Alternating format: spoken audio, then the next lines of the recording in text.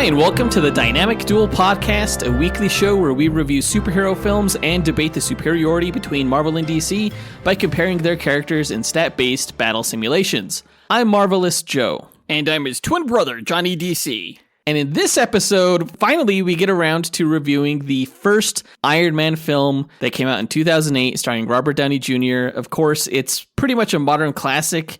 We don't have to tell you guys how good it is. Hopefully, you've seen it. If you haven't, shame on you. Shame! Because it's amazing, and it kicked off the MCU that we know and love today.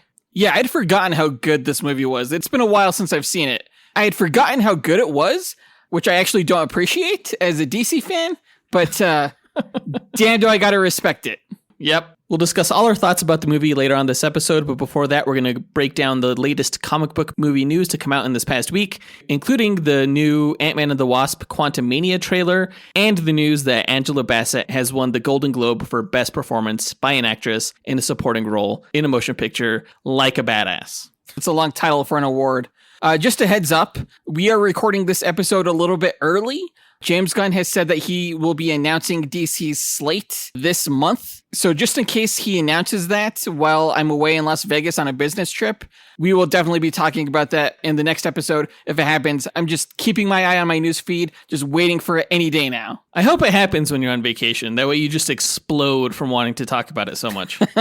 But as always, guys, we list our segment times in our episode description, so feel free to check out the show notes if you want to skip ahead to a particular topic. Don't forget, guys, to join us on Patreon, where we offer ad-free episodes of the show, access to our Discord chat community, where you can shoot the shit with Jonathan and I, and you get access to our new Infinity Crisis Marvel vs. DC deck-building card game, all at the Dynamic 2.0 tier, which is only $2 a month. And in our fantastic $4 tier, you get all of that plus access to our monthly bonus episodes, including blooper reels and top 10 shows, and the visual data from our duel episodes at no extra cost. And finally, our X-Force tier, which is $10 a month, gets you all that, and you get to become an executive producer of this show and help us determine the episode content. Visit patreon.com/dynamicduel and pick a tier that works for you. If you're interested in supporting the show but not able to join Patreon, stop by our website, dynamicduel.com, and subscribe to our weekly newsletter, where we keep you informed on all things going on with the show, and you get free access to the visual data of the results from our latest duel episode when you sign up and confirm your email. Thanks to everyone who does that, but with that out of the way, quick to the No Prize! A No Prize is an award that Marvel used to give out up until the 90s to fans.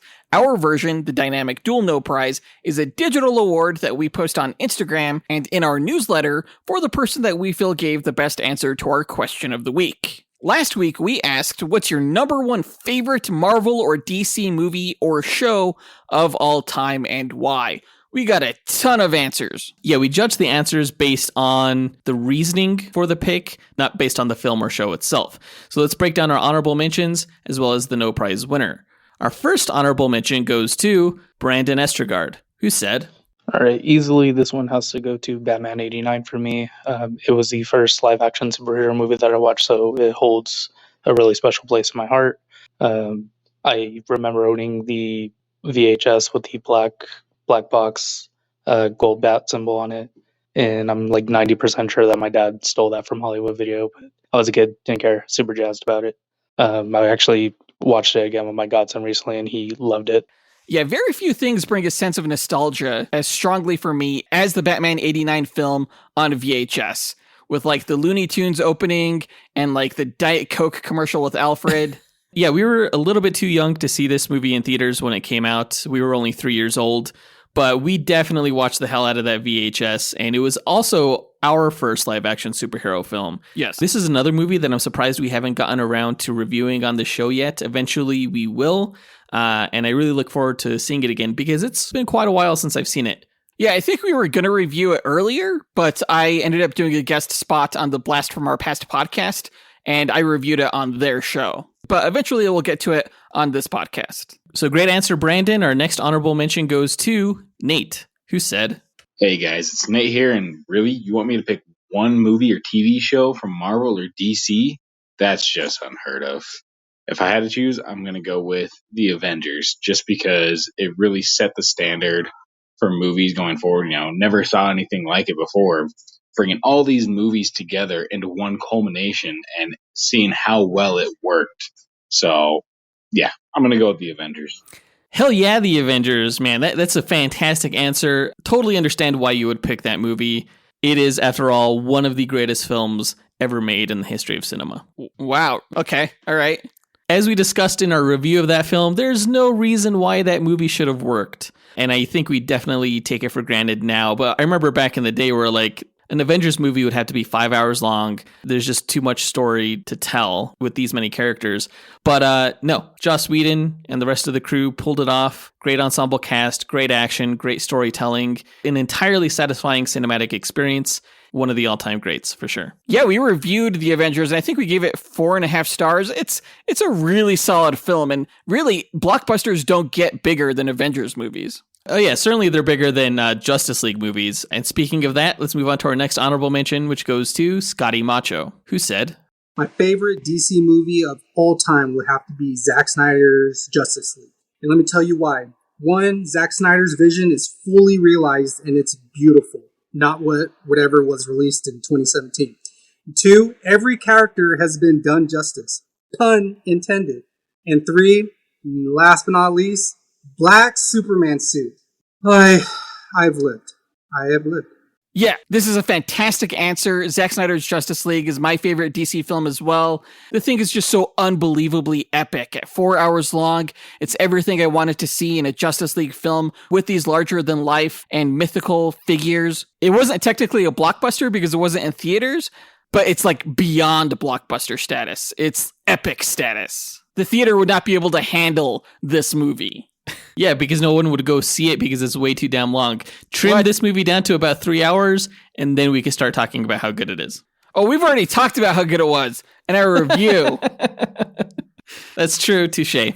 We want to give a quick shout out to everyone who took the time to visit our website and record an answer, including Miggy Matanguihan, whose favorite film was Justice League Dark Apocalypse War, John Brown, who said Aquaman, George Abelson, who said Captain America Civil War, James Chatterton, who said Spectacular Spider-Man, and Connor Pierce, who also answered with Justice League Dark Apocalypse War. Yeah, thanks to all of you, but the winner of this week's No Prize is Dustyn Balcom, who said, "Hey, Dustyn here from What in the Anime podcast, and my favorite DC show of all time is Smallville, and the reason for it being is when I was 13 to 16, I was actually homeless, and one of the first things I bought with my own money that wasn't food related or to help me stay somewhere was the fourth season of Smallville. It helped me get through a really rough time in my life. Superman's always been one of my favorites, and it helped inspire hope in me to get through that bad time and also to provide a better future for myself as well as my future family, and I think I've succeeded in that." Yeah, dude, you totally have. Congrats to you being a father of such an awesome family. I remember when I got COVID, Dustin's family sent me a pizza, and it just meant so much to me. He's a really good guy. Apparently inspired by Superman himself. Yeah, literally, right? Smallville was such a great show. Coincidentally, I actually watched the pilot episode yesterday with my daughters, just trying to get them into it. The special effects are so much worse than I remember, but I didn't care when I was watching it when I was in high school. I watched the shit out of that show, and it still holds a very fond place in my heart.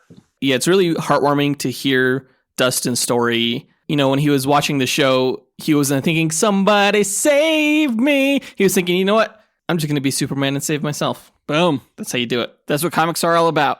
Congrats again to Dustyn Balcom for winning this week's No Prize. If you, the listener, want a shot at winning your own No Prize, stay tuned to later on this episode when we'll be asking another question of the week.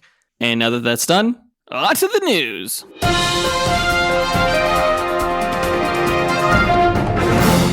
All right, this past week we got the new trailer for Ant-Man and the Wasp: Quantumania, which comes out in just over a month, and I'm pretty hyped. I really enjoyed the last trailer that came out for this movie, and this one gave us a little bit more, maybe too much, but also I think there's a lot to the movie that we have yet to see.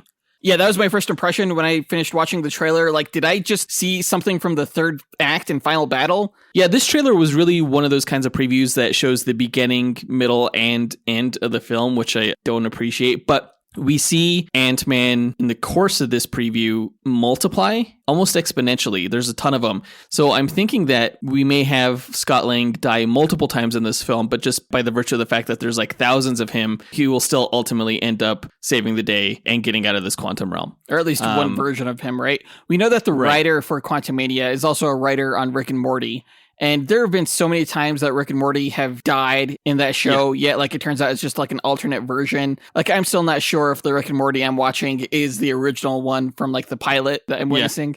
I wouldn't be surprised if the same thing happened with this movie. As much as I hate to admit it, Marvel has been killing it with their trailers lately. Like in the past, it was really easy to criticize them because like, oh yeah, like of course they're going to throw a joke in the final shot of the trailer. They're not doing that anymore. Like it's all like really intense and emotional. They're just killing it. Yeah, whoever they've hired recently for the trailers, including these Ant-Man previews and the recent Guardians of the Galaxy Volume 3 trailer, absolutely crushing it, absolutely selling us on the drama of these films. Which is interesting because, you know, Paul Rudd is a comedic actor. So for him to really sell the drama just kind of shows the level of talented actor that he is. But even more than Paul Rudd, I gotta say, Jonathan Majors as Kang kind of stole the show for me in this trailer. Yeah, to this day, I still haven't really seen him in anything outside of the Loki television show, but he compels me to watch more. And in regards to Paul Rudd, Scott Lang, you know, he looks pretty beat up by the end of this trailer, and it's hard to watch because he's such a likable character. I want to jump in there and fight for him. Hopefully the Wasp does that, because he must be protected at all costs. The trailer starts out basically with Kang trying to strike a bargain with Scott Lang, telling him that in exchange for some kind of item or device that he wants Ant-Man to steal for him, he will give him time. And I assume that means he will actually send him back in time to gain back those years that he lost with his daughter when he was last stuck in the quantum realm between the events of Infinity War and Endgame.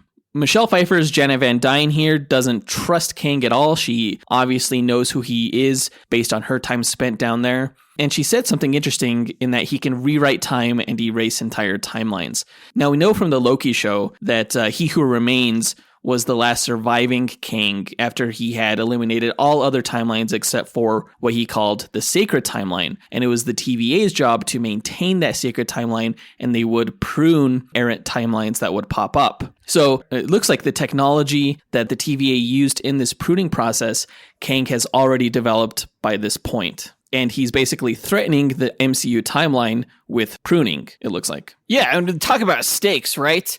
But also, you know, what he's promising Ant-Man is super compelling. Like, who of us doesn't want more time, right? Time really is like the one currency we have in this life. And to be able to get more of that and to be able to like give people that is an amazing power. Oh yeah, Kang's going to be amazing. We know that this isn't going to be the only film that he's in. I think the tagline is like, this is just the start of the dynasty, which will then carry over into Avengers, the Kang Dynasty. But he wasn't the only villain to pop up in this trailer. We also got a brief look at MODOK, who is shown here both with his faceplate on and without the faceplate. And I always had a hunch that if we ever got a live action version of MODOK, I would puke. Because dude is fucking gross looking in the comics. And he looks every bit as ridiculous as I thought he would when he's not wearing the faceplates. What's interesting is that we learned that MODOK is actually going to be Darren Cross. Yeah, he was Yellow Jacket, right? Yes, the villain from the first Ant-Man movie who was sent into the quantum realm when Scott Lang broke his size-changing device. Dude, he looks bad in an like unintentional way. Like the CG on him is not complete kind of way. It's really terrible looking. I really hope that he keeps the mask on for a majority of this film. Or at least maybe they really set up the weirdness of the whole quantum realm enough to make him at least seem like he fits right in. I feel like they could have done a better job with him, and I'm hoping that the special effects just need a little bit more polish. Because he literally looks like a floating head. Yeah, I don't know how I feel about Darren Cross being MODOK, because in the comics, it was George Tarleton who was an employee of AIM, Advanced Idea Mechanics. The character of MODOK is so tied into the organization of AIM, but if his origin lies within the quantum realm, it's hard to see how they can do that. So it almost seems like this weird alternate version of MODOK that we're getting within this film. If you guys want to learn more about MODOK, definitely check out our Hector Hammond versus MODOK duel episode. That all being said, I don't know how much, the average moviegoer is tied into the comics backstory of MODOK. As long as he shows up in some form or another, I think a lot of people will be happy. Again, as long as he keeps on that mask. There was another shot where we see Stinger, who is Cassie Lang, Ant-Man's daughter. We see her either grow or shrink at some point, or it may just be the scale of the environment that she's in.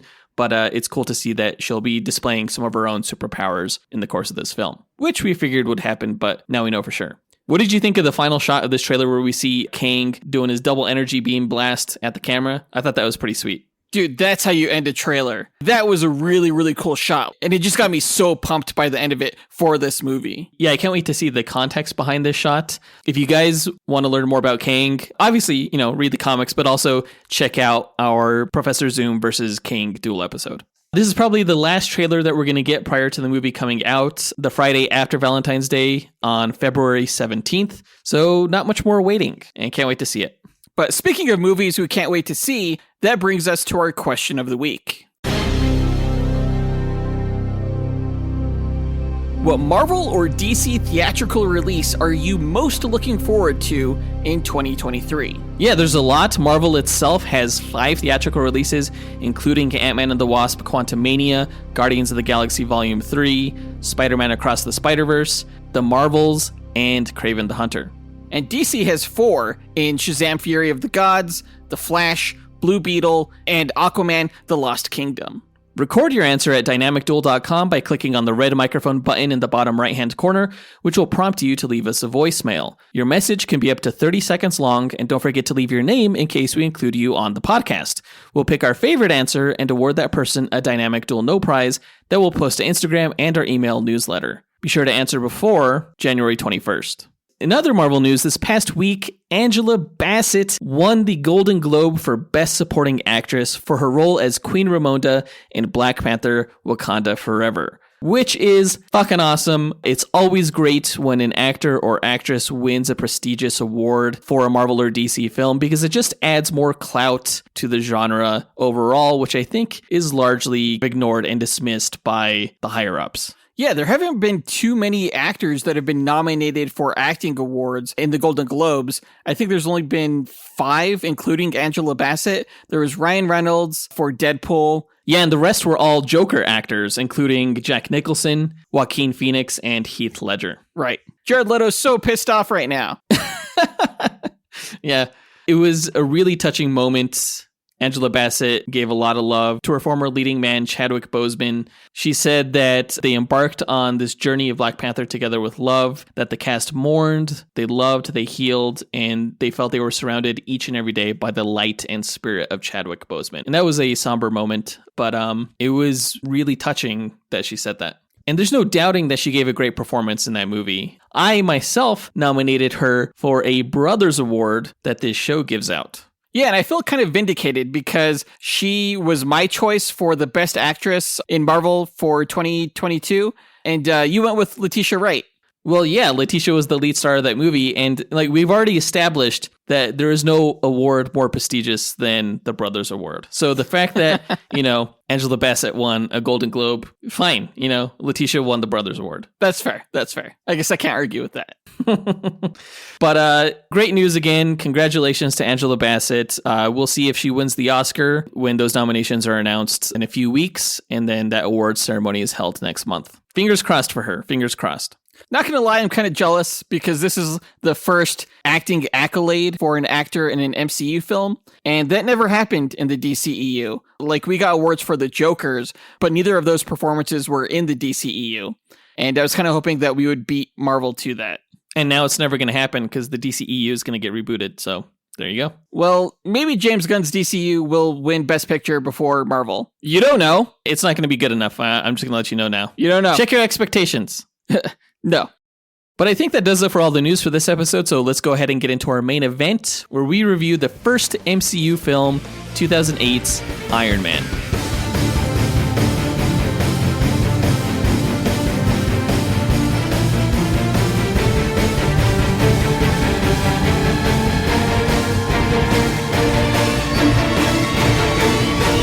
I just realized that this is like an all Marvel episode. All the news, the main event, it's all Marvel. Ugh. Why am I even here? Yeah, you can just get out of here.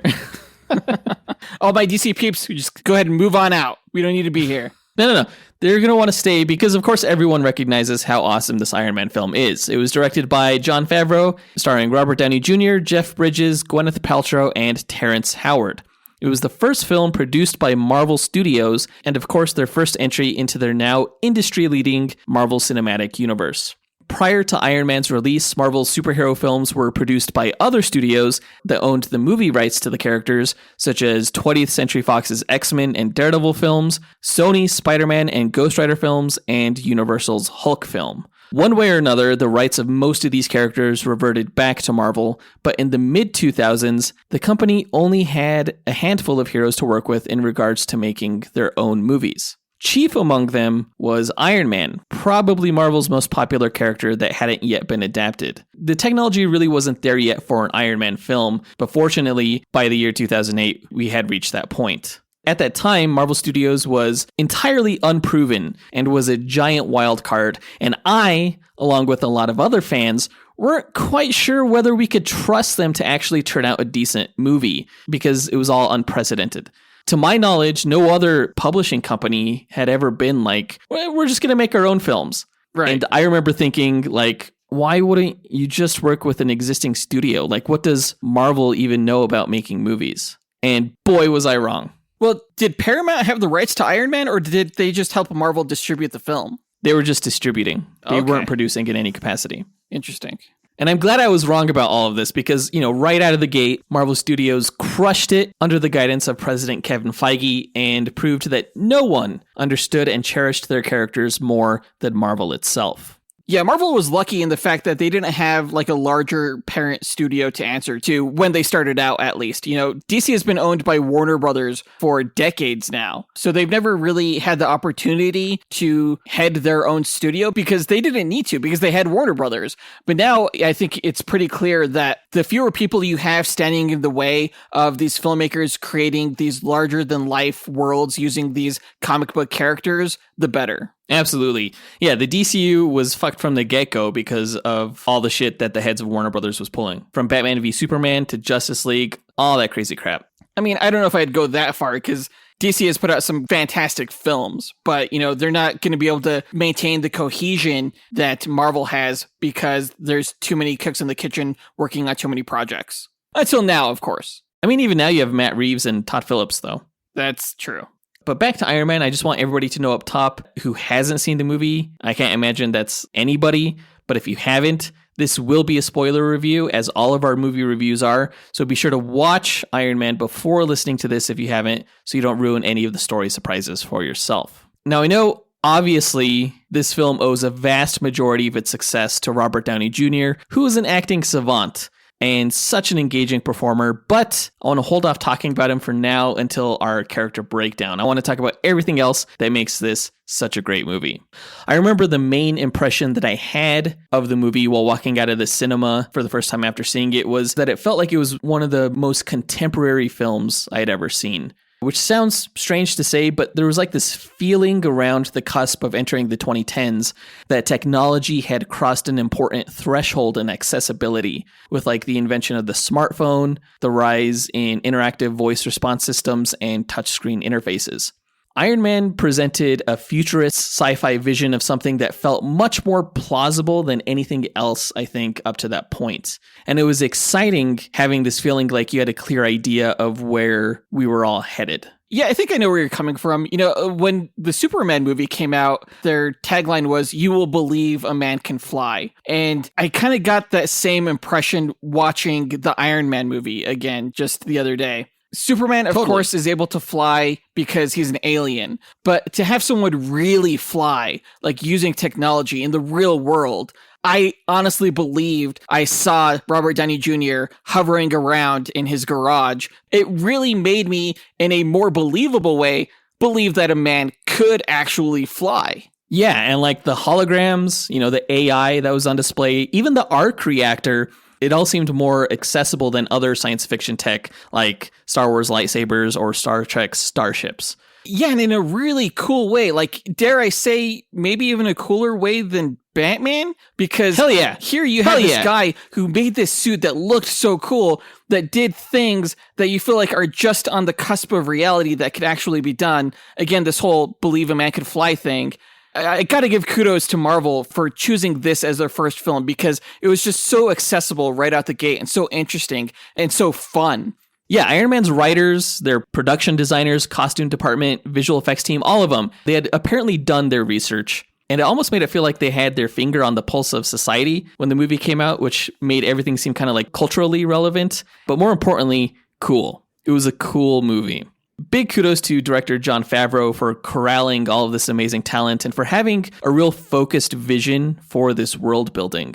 I remember when Jon Favreau was hired, I had no faith. I was like, so Foggy Nelson from Daredevil wants to get into directing now? Like, I guess Elf was good, and then I went to the theaters to see Zathura to get an idea of what his directing would be like for sci-fi, but I walked out of that film thinking, like, that was just generic as hell. I was a much more cynical fanboy back then because superhero films were so inconsistent leading up to 2008, when all of a sudden they became amazing for some reason, and nowadays I reserve judgment a little bit more. I actually think they became amazing in 2005 with Batman Begins, which was just a fantastic origin story. But I would argue that Iron Man is just as good of an origin story as Batman Begins, which is high praise coming from a DC fan who really enjoyed Batman Begins. Yeah, I mean, like, as an origin story, it doesn't get much better than this. Now, I'll admit that Iron Man did wobble on its dismount, but the first two acts were phenomenal. They established the movie's themes of redemption, ingenuity, and responsibility really well, especially redemption, where the character of Tony Stark rebuilt himself up from almost nothing with a box of scraps in a cave and developed this incredible weapon and means of survival, along with a sense of accountability. You know, the fact that the film's tagline was, "Heroes aren't born, they're made," perfectly exemplified this like very pro-American dream capitalist notion of building something successful from the ground up, which happens quite literally in this movie. I didn't realize that was the film's tagline. That's perfect for Marvel. Absolutely. And like, you start the movie wanting to hate this guy for inheriting $1 billion company through no effort of his own. But in a sense, this origin story is about Tony Stark earning his keep through his own ingenuity, making himself into more than he would have been otherwise. Yeah, it's about not wasting his life like how Jensen told him to right before he died. Yeah, that was such a touching moment. A lot of great moments in this movie. But I will admit that it is not perfect. The third act is rather generic, even for its time. You know, for as much as the protagonist here, Tony Stark, earns his title of hero, the villain kind of pratfalls into his title, transforming from this rather intimidating figure into like this mustache-twirling maniac with little to no transition. It's like once Obadiah knew he was discovered by Pepper Potts, he lost all of his cunning and subtlety, and he just went all out attacking S.H.I.E.L.D. agents and families in the streets, even though his was a very personal agenda against Tony Stark specifically. Well, it was kind of revealed that he was a bad guy this whole time, who, you know, clearly didn't care about people's lives because he was selling weapons to terrorists. Right, but he was very much like a figure in the shadows. Like I said, cunning. And there was just something very uncunning about how he handled himself at the end. That's true. Like, Obadiah's motivation of jealousy was understandable, but the film's execution of getting him to the point where they're punching each other in their armored faces could have been better. I agree. But, you know, Marvel did have a large villain problem, I would say, in its first phase, you know, outside of maybe Loki. But I think it's something they only really started to fix with Thanos. Yeah, I would say you're right there. But literally, that's like one of the only faults I have with this movie. Everything else from the visual effects, the believable cinematography, and of course the acting were all great. I was actually surprised how well the special effects held up still to this day, you know, especially after watching something like Smallville. I really enjoyed their use of both practical and CG effects in this movie.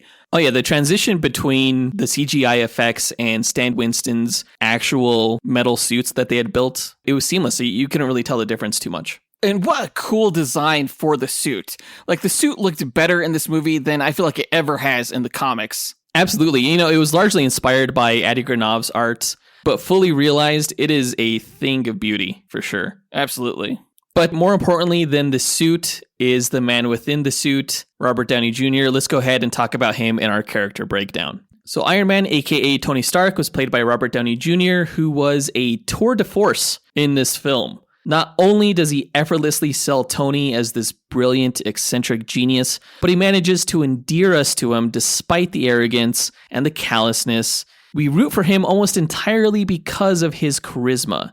And sure, we do learn that he has good intentions and he goes on this journey and discovers how to be selfless here, but it's that dichotomy that draws us to him. Like, how can this guy be such a pretentious dick, but simultaneously be so very likable?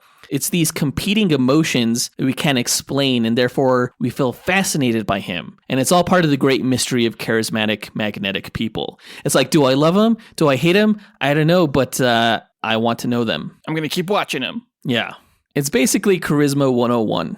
And that's all Robert Downey Jr. Like, oh yeah, I was going to argue with you about it being a tour de force performance because I was going to be like, that's just Robert Downey Jr. being Robert Downey Jr. and he's just naturally charismatic. But actually, he gave a really solid, emotional performance in quite a few scenes in this film. There's just so much he does subtly that conveys so much emotion. He's a fantastic actor, obviously. Yeah, and his performance was so flawless in pulling this off and so captivating. He pretty much single-handedly kickstarted this entire cinematic universe. I can't imagine anyone else doing what he did here. And you never thought that would have happened with an actor like Robert Downey Jr., who has such a sketchy past. Yeah, I remember when he was cast, the only thing I had really seen him in was Ally McBeal. And I think I saw Only You, but I only had vague memories of it as a child. Well, there's also Chaplin. He was good in that. I never saw Chaplin, though. Oh, what? How did I see Chaplin then? I don't know. But yeah, he was more well known for his shenanigans in his public life than for his film roles, I would say. Right, yeah, I know it was a major risk for the studio to take him on as their lead, but it was entirely worth the investment that they put in, and it's easy to see why he gets paid so much for the Marvel movies that he's in. Yeah, he was like the highest paid actor for a while, wasn't he? Oh, yeah. And in this movie, his arc as a character is really a classic one of a guy who had it all and then has it taken away from him only to emerge a better man. It's been done a lot of times before, but it's kind of surprising that there aren't too many superheroes that the arc can apply to outside of Tony Stark. Because it's timeless, except in this movie's case, when he emerged as a better man, he emerged wearing a suit of fucking armor, which makes his arc badass. I was trying to think if there was anyone on DC of whom that arc can be attributed, but I think you're right. Like Bruce Wayne lost it all in The Dark Knight Rises, but he emerged basically the same man who went down into the pit for the most part. I think a large part of Robert Downey's likability factor was not only his charisma, but his humor. He was freaking hilarious in this movie. Whether he's just having a conversation, talking with soldiers at the beginning, or, talking to a robot and scolding him. It's just good stuff. Well, I mean, he's quick-witted, right? And it's pretty well known that having a quick sense of humor directly correlates to your level of intelligence. So it was a great way to highlight just how smart this guy was by also making him kind of a smartass. And I feel like he really wasn't that way in the comics. Like Tony Stark was kind of generic, and maybe that's why other superheroes were a little bit more popular than him. Because, Spider-Man is funny. Tony Stark, to me, never was funny in the comics until Robert Downey Jr. played him. And then, he was a total smartass. Yeah, he's been arrogant and stuff in the comics, but arrogance without humor is pretty unappealing. So I think they went the best route possible for this character. Let's move on to Pepper Potts, who is played by Gwyneth Paltrow. Now, I won't claim to be the biggest fan of Gwyneth Paltrow in any of her films, except for this one. I am her biggest fan in this film. She's great. She's fucking great. Normally she comes across as this mom Buzz Killington type character, but in this movie, I don't know if it was the direction she was given or maybe even her wardrobe and makeup team, but she was cute and capable and strong, yet emotionally vulnerable. Her chemistry with Robert Downey Jr. was off the fucking chain. Yeah, they worked really well off of each other. I feel like not many people can keep up with Robert Downey Jr.'s just wittiness, but Gwyneth Paltrow made you believe that Pepper Potts could. Yeah, which is strange because she doesn't come across as particularly witty. She just comes across as very much on top of her shit, including Tony Stark shit. Yeah, like she knew him really well and like knew everything he was going to say before he said it or something like that. Yeah. It's kind of a shame that I feel like she wasn't as likable in any of her subsequent appearances. It's almost like they had her become more of a executive authority role in the second movie to kind of contrast against Black Widow, who was like the more playful, cute character in Iron Man 2. Well, that's true. I am glad, though, that they ended up making her rescue in Endgame. Yeah. Pepper Potts is just a great character, so it was nice to see her evolve into that superhero alongside Tony. In the comics, Pepper Potts and Happy Hogan got married, and after seeing this movie for the first time, I wondered if the film series was going to go down that route, but I'm glad they didn't. I'm glad that they matched up Tony with Pepper, and they kind of carried that over into the comics as well. It just seemed to really work and really tone down his more womanizing traits. Yeah, for sure. Let's move on to Ironmonger, aka Obadiah Stane, who is played by Jeff Bridges. I know that I had mentioned that Ironmonger was kind of a weak point within the third act of this film, but I do think that he was still a serviceable villain. Certainly menacing, certainly intimidating, definitely given a boost by the legendary Jeff Bridges. Yeah, to say that Ironmonger was a bad villain was not to say that Jeff Bridges' performance was bad, because it was good. Yeah, in any other actor's hands, I think Obadiah Stane would have come across as just generic. But I think Jeff Bridges stood out as much as he could, given, the few scenes that he was in. I think his approach to the character felt very less is more, basically. He was kind of withdrawn, but when he did go off, he exploded, at that scientist guy. And when he, tore out Tony Stark's arc reactor from his chest, that was just fucking brutal and scary. Totally. Very effective. I think it was more effective outside of the armor than within. I definitely agree with that. I still don't get how he moved inside of the armor because it definitely wasn't like Iron Man's suit. It was controls within the chest piece. Well, then I find it hard to believe that he was that good at moving the robot around unless he was just played a shit ton of video games, Let's go ahead and move on to the last main character in this movie, James Rhodes, who is played by Terrence Howard.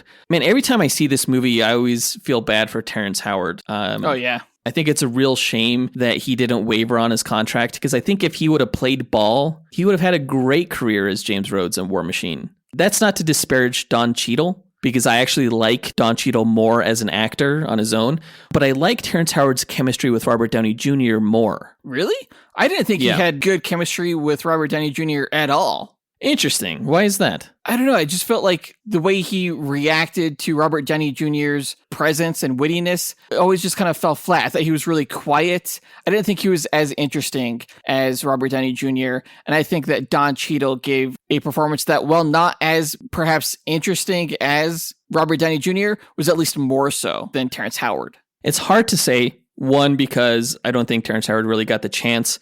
I really liked the stuff that he had here. You say he's not interesting, but he's largely the straight man to Tony Stark's eccentricity. That's their relationship dynamic. That's true.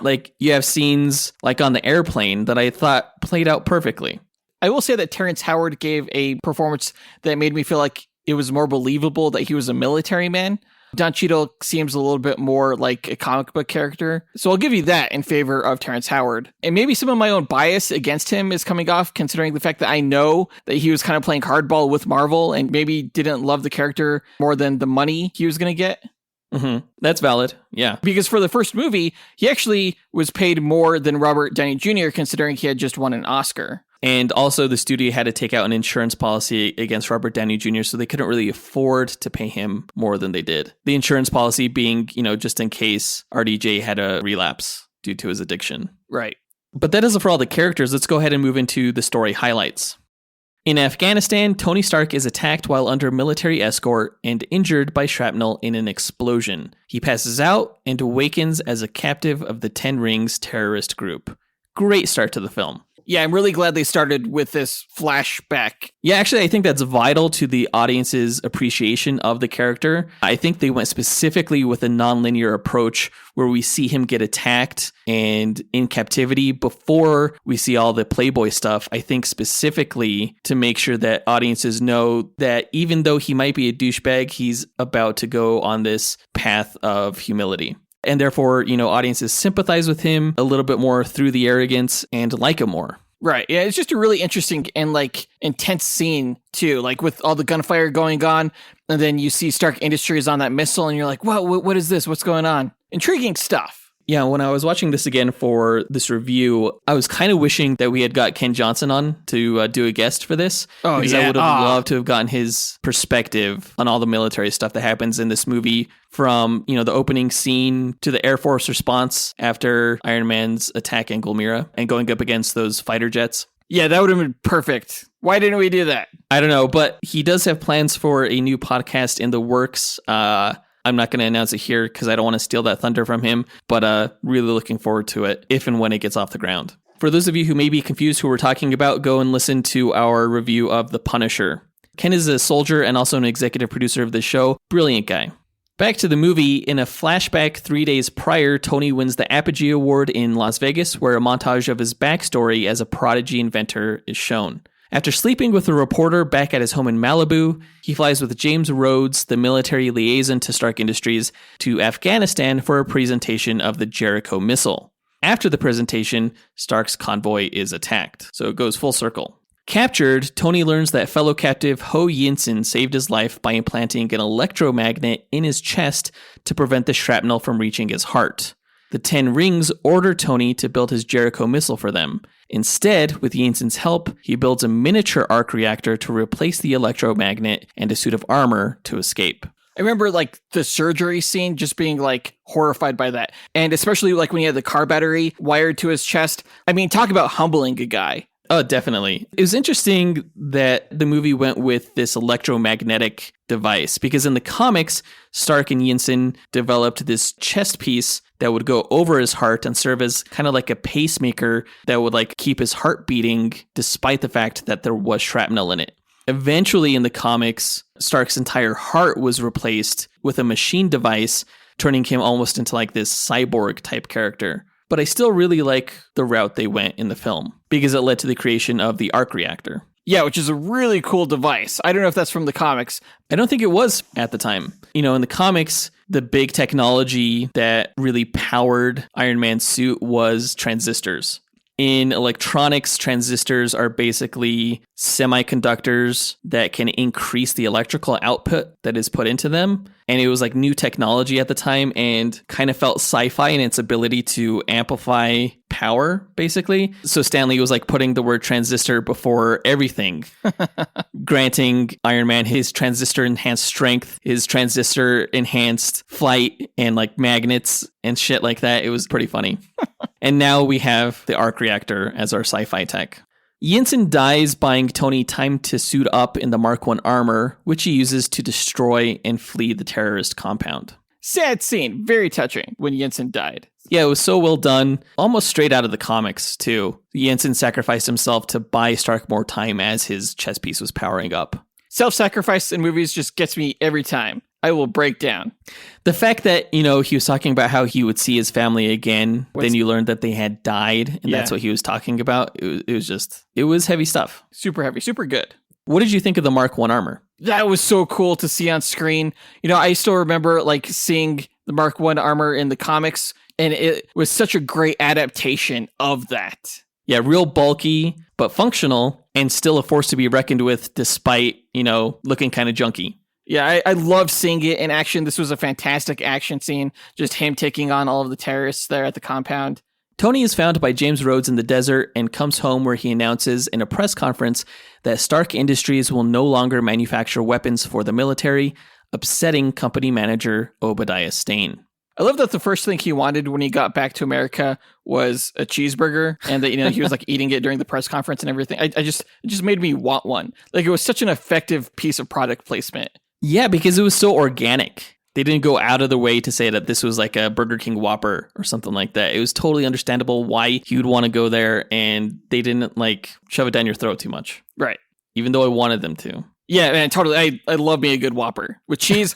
Delicious. The scene where Tony Stark has the reporters kind of hunkered down to be a little bit less formal and everything, that was an entire ad lib by Robert Downey Jr. in the moment, which he did quite a bit within this film that I thought was just genius. Really? Yeah. Nice. That's cool. You got to respect that. Tony replaces his arc reactor with a new model and begins upgrading the Mark I armor using repulsor technology for flight capability. The Stark Industries board of directors locks Tony out of his company, leaving Stain in charge. After a test flight reveals the Mark II armor is susceptible to icing at high altitudes, Tony develops the Mark III armor. I remember seeing the icing scene in the theater and thinking like, okay, I didn't realize that they were going to play up on that again later on in the movie. Yeah, it was great foreshadowing, and again, done very organically, just out of, Tony Stark being this like freaking madman, Howard Hughes type figure who's just pushing the limit just because that's who he is. And that was a nice setup for like why the Iron Man suit is like red and gold. There was like a reason for so many things. Brilliant. So well written. I think in so many comic book stories, it's a real challenge for the writers to explain why the hero came up with the costume that they did. Even with Batman, we got a reason in Batman Begins and that he's trying to inspire fear. But in other movies, like they don't really ever explain that. So he's just like this guy walking around dressed as a giant bat, which is kind of strange. But you don't run into that problem with this movie. No, it's entirely believable that this guy would wear this suit of armor. Right, exactly. No suspension of disbelief required. Very, very little. Tony attends a benefit where he and Pepper dance, and he learns that Stark Industries had sold weapons under the table to the terrorists in the country of Gulmira. He dons the Mark III to fly there and eliminates the terrorists and their Stark Industries weapons. I love the fact that he didn't build this suit initially to be a weapon, but like the repulsor technology that he used for flight, he realized in a moment of anger that the tech could be used as like a force to damage opponents, and he added some other stuff as well. But it was kind of cool that it was the kind of this serendipitous thing that he created this suit of armor, and just at that moment where people in the country that Yeaton was from and where he was imprisoned nearby were in trouble. Yeah, it was a neat epiphany that he had in the moment. And the fight scene against the terrorists in Gulmira was freaking badass. Just the sound of the repulsors going off and the scene with his targeting systems while they had human hostages and stuff like that, it was really damn cool. And like even the way he lands on the scene coming out of flight. Yeah, total superhero landing. I like the moment where he like drops the metaphorical mic by like shooting the tank with that missile, then just like walks away. He's like, yep, You're done. Don't even need to see what happens. Like so a badass. The Air Force picks up on Stark's activity and pursues him, but he evades capture. This was another really cool scene. Like just back-to-back really cool action scenes. Seeing Iron Man go toe-to-toe with fighter jets, that is probably like my favorite scene in the whole movie. It's a great visual, for sure. Back to the movie, Pepper Potts learns about Tony's actions, and Stain visits with the 10 Rings leader, and it's revealed that Tony was captured at the start due to a hit that Stain had put out on him. Stain kills the members of the 10 Rings and steals what they had salvaged of the Mark I. I like that little sonic device weapon that Obadiah Stane used. I thought it was used really effectively both on the 10 Rings later and later on Tony Stark. Right, yeah, there was like another little piece of technology that seems totally plausible. Like it could replace Mace one day or something like that. Right. Was the leader of the 10 Rings here supposed to be the Mandarin originally? No, he wasn't. Though the original villain of this movie was going to be the Mandarin before they decided against it and chose to build up to the Mandarin. But he was kind of supposed to evoke the character by wielding apparently one of the Mandarin's rings or just a ring. Yeah, I noticed the ring. I still think it was cool that they included the 10 Rings because it was a nice Easter egg as I was watching the film. I was like, oh, okay, so in this world, the 10 Rings is like a terrorist organization. Mm-hmm. Which played out really stupidly in Iron Man 3, but Marvel managed to salvage in Shang-Chi and the Legend of the Ten Rings. Right. Tony asks Pepper to hack into Stark Industries to find out who's conducting the secret deals, and she learns that it was Obadiah Stane, who is also building his own suit of armor. Realizing he's been discovered, Stane paralyzes and steals the arc reactor from Tony's chest, unaware that a previous reactor existed. Stane uses the reactor to power his Ironmonger armor, while Tony suits up using the old reactor. I think the scene where Obadiah talks with Pepper Potts in the office, where she's hacking the files, I think that was the most frightening Obadiah Stane was in the movie. And I think a lot of that is because of Gwyneth Paltrow's performance. Like, you could see the fear in her eyes. And the dialogue was pretty good, too, because it came across as accusatory, but with deniability. Yeah, totally. The scene when Obadiah Stane tore out the arc reactor from Tony Stark's chest was like a holy shit moment for me. I was like, how the hell is the hero going to survive this? Because I had totally forgotten about the old arc reactor too. But when Tony Stark worked his way down to the basement and tried to reach for the older arc reactor and then couldn't, I was like, oh my God, he's going to die. I thought it was a really great moment when Dummy, his robot assistant, helped him out there. It was cute.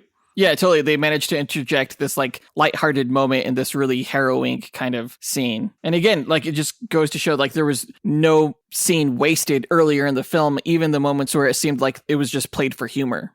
Obadiah Stane in the Ironmonger armor fights Stark on a Los Angeles highway and in the air, intent on fulfilling his vendetta against him. They end up on the roof of Stark Industries, where Tony's armor runs out of power, and he has Pepper blow up the large arc reactor powering the company. The explosion kills Stane. Though I'm still not sure why it didn't kill Tony Stark. Right, yeah, this is where the movie kind of falters a little bit. I did think it was a neat device how Tony's old arc reactor was running out of power, you know, and that was like part of the stakes. And some of the ways they resolved that were pretty interesting, with Iron Man ripping out Ironmonger's targeting system and visuals. But it played out a little bit weird. You know, it seems like the only reason Iron Man didn't die was because his suit was light enough to be blasted away from the arc reactor beam, whereas Ironmonger's armor was too heavy and therefore he got zapped by the beam. Well, maybe it just goes to show how much heavier the Ironmonger suit was. I mean, I actually really like the scene where both of them are lifting up into the sky, and Ironmonger's suit is just like so much slower than Tony's. It's like trying to lift a space shuttle off the ground. It's just like raising up in slow motion compared to Iron Man. What I think is maybe even a bigger plot hole than Tony Stark getting knocked away while Ironmonger fried was at the end of the battle, we see Tony Stark's arc reactor in his chest like go out of power. Mm-hmm. Where did he get another one in time to not die from cardiac arrest? Like, he's the only one capable of building it. Right. And I've wondered that myself. I figure there's two possible scenarios. The first scenario is that Obadiah Stane's Ironmonger arc reactor didn't get destroyed when he fell into the large arc reactor. Mm-hmm. And they were able to pull that from the Ironmonger armor and then give it back to Tony Stark. The second scenario is that Iron Man has a little bit more time than you would think before the shrapnel enters his heart. So if he had like a period of a day to create a new arc reactor or fabricate one, since the model was already designed, that's another possibility. It's not like he necessarily instantaneously dies the moment the arc reactor goes out. It's just that at that point, the shrapnel gets closer to his heart. Okay, well, I guess the moments where he got really weak and went into cardiac arrest, it was because the arc reactor was removed entirely from his chest. But here, that was not the case. Well, also, he had just been paralyzed by the sonic weapon the last time he was without the arc reactor. And so he was also recovering from that. Okay, yeah. I think either scenario works. But at the end of the film, a cover-up is orchestrated by the S.H.I.E.L.D. organization stating that Iron Man is Tony Stark's bodyguard. But Tony forgoes the story to instead reveal to the press that he is Iron Man. And in an after-credits scene, Nick Fury tells Tony about the Avengers Initiative. I have to admit that the first time I watched this movie in theaters, I did not get that Agent Coulson was an agent of S.H.I.E.L.D. until they said S.H.I.E.L.D. at the very end. And I was like, oh shit, it's been S.H.I.E.L.D. this whole time. I first got that at the charity gala scene where Coulson and Stark were talking at the bar. I didn't catch on right away because the acronym for S.H.I.E.L.D. was different in the MCU than it was in the comics. In the comics, it stood for Strategic Hazardous Intervention, Espionage, and Logistics Directorate. Uh-huh. But here, it was the Strategic Homeland Intervention, Enforcement, and Logistics Division. It wasn't until I heard the word logistics for the second time that it clicked for me, because logistics was one of the only words that was shared between the two versions of the acronym. But yeah, the moment that Coulson says, just call us S.H.I.E.L.D. was iconic. Yeah, the theater was cheering, and especially also when they saw Sam Jackson as Nick Fury in the end credits scene. Yeah, actually, the first time I saw this movie, I didn't watch that scene because end credit scenes were not a thing really back then. So I didn't stick around. It wasn't until I heard about it on the internet afterward that I went back to the theater to see the movie again just for that scene. And plus, you know, I liked the movie a lot, so it was worth seeing again in theaters. I saw it the first time I saw it in theaters, I think just because I was talking about the movie after it was over and it just popped up and I was like, whoa, what is this? Whoa, what is this? It was an epic moment. And, one that goes down in history as a great bit of world building for the larger MCU. It just got fans so pumped that Marvel was heading down the direction of the Avengers. Right. Totally. But that's the whole movie. Overall, it's a fantastic film. There's very little wrong with it. Largely just that final battle between Iron Man and Ironmonger. Everything else was great. When this podcast became an official Tomato Meter approved publication for Rotten Tomatoes, they told us that our blurb that would be published on Rotten Tomatoes had to be a direct quote from the podcast. When we first applied, we thought we would be able to use the blurb that's on our episode badges as the official statement from our show. But since it has to be a direct quote, we're going to introduce a new aspect of our reviews where we just basically quote that verbatim. And so I give you my official Rotten Tomatoes blurb for Iron Man, which is an exceptionally well-made debut for Marvel Studios. Fun, engaging, and bolstered by a tour de force lead turn by the charismatic Robert Downey Jr. I'm giving Iron Man 4.5 stars. A fresh rating. And I would agree with that. 4.5 stars is absolutely appropriate for this film, considering the only real qualm I have with it is its villain problem. The rest of it is fantastic, from its action scenes to its humor to the performances to the direction and special effects. It was a fantastic superhero film, near perfect, and absolutely influential to many films that came afterward. Well said. But that does it for this review, guys. Let us know what you thought about the movie by writing to us at dynamicduelpodcast@gmail.com or by visiting us on Instagram or Twitter. You can find links to all of our accounts by checking out our show notes or visiting our website, dynamicduel.com. And on our site, you could also find a link to our Patreon page, where you could join our Dynamic 2.0 tier and chat with us and fellow listeners, our Fantastic 4 tier, which gets you bonus content each month, or our X-Force tier that makes you an executive producer of this podcast. If you can't join Patreon, you can still support the show by signing up for our e-newsletter, also at dynamicduel.com. Our next episode is going to be a duel in lead up to our upcoming Team Duel episode between the Flash Rogues and the Brotherhood of Mutants. Next week, we're going to find out who would win in a fight between Pied Piper, the Flash villain, versus Songbird, who was one of the original members of the Thunderbolts team. And actually, there are rumors going around that she's going to be cast in the Thunderbolts movie. So that's pretty interesting. Oh, interesting. Yeah. But that does it for this episode. We want to give a big thanks to our executive producers, Ken Johnson, John Starosky, Zachary Hepburn, Dustyn Balcom, Miggy Matanguihan, Brandon Estergard, Nathaniel Wagner, Levi Yeaton, Nick Abanto, Austin Wesolowski, AJ Dunkerley, Scott Camacho, and Gil Camacho for helping make this podcast possible. And we'll talk to you guys next week. Up and away. True believers.